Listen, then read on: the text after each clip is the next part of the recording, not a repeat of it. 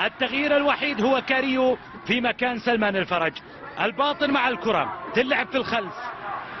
الباطن اللي كاد أن يفاجأ الهلال في انطلاقة شوط المباراة الثاني بأول إهداف المباراة. الآن يفاجأ الهلال، الآن رينزو لوبيز. هذه ليست مفاجأة لأنه أنذر الهلال في أول كورة مع انطلاقة شوط المباراة الثاني. رينزو لوبيز في الثانية سجل هدف أول في مرمى العويس.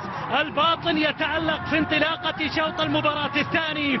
ضاعت الأولى والثانية ما تضيع، الثانية ما تضيع.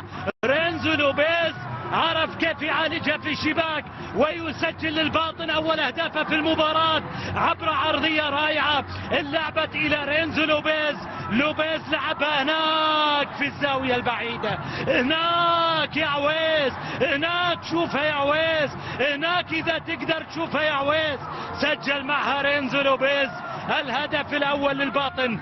العويس في المرة الأولى نجح، أما هذه المرة لعبها لك هناك في البعيد.